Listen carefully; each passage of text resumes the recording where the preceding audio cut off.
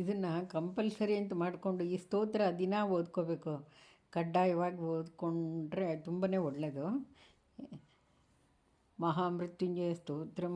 ಓಂ ಅಸ್ಯ ಶ್ರೀ ಮಹಾಮೃತ್ಯುಂಜಯ ಸ್ತೋತ್ರ ಮಂತ್ರಸ್ಯ ಶ್ರೀ ಮಾರ್ಕಾಂಡೇಯ ಋಷಿಃ ಅನುಷ್ಠುಪ್ ಛಂದಃ ಶ್ರೀ ಮೃತ್ಯುಂಜಯೋ ದೇವತಾ ಗೌರಿ ಶಕ್ತಿ ಮಮ ಸರ್ವಾರೀಷ್ಟ ಸಮಸ್ತ ಮೃತ್ಯು ಶಾಂತ್ಯರ್ಥಂ ಸಕಲೈಶ್ವರ್ಯ ಪ್ರಾಪ್ತ್ಯರ್ಥಂ ಜಪೇ ವಿನಿಯೋಗಃ ಅಥ ಧ್ಯಾನಂ.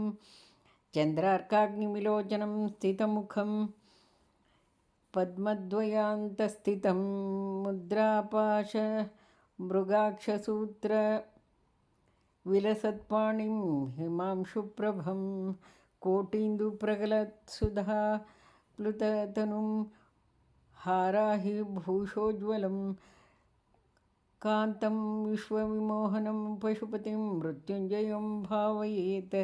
ರುದ್ರಂ ಪಶುಪತಿಂ ಸ್ಥಾಣುಂ ನೀಲಕಂಠಮುಮಾಪತಿಂ ನಮಾಮಿ ಶಿರಸಾ ದೇವಂ ಕಿಂ नो ಮೃತ್ಯುಃ ಕರಿಷ್ಯತಿ.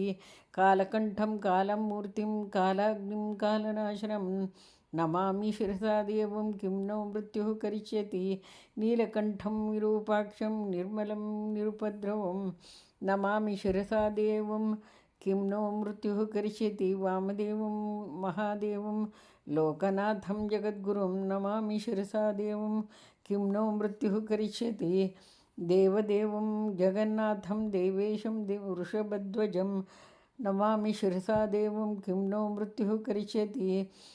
ತ್ರಕ್ಷಂ ಚತುರ್ಭುಜಂ ಶಾಂತಂ ಜಟಾಮಕುಟಧಾರಿಣಂ ನಮಾಮಿ ಶಿರಸಾ ದೇವಂ ಕಿಂ नो ಮೃತ್ಯುಃ ಕರಿಷ್ಯತಿ. ಭಸ್ಮೋದ್ಧೂಲಿತ ಸರ್ವಾಂಗಂ ನಾಗಾಭರಣಭೂಷಿತಂ ನಮಾಮಿ ಶಿರಸಾ ದೇವಂ ಕಿಂ नो ಮೃತ್ಯುಃ ಕರಿಷ್ಯತಿ. ಇನ್ನು ಕೆಲವು ಸ್ತೋತ್ರ ಮುಂದೆ ಹೇಳ್ತೀನಿ.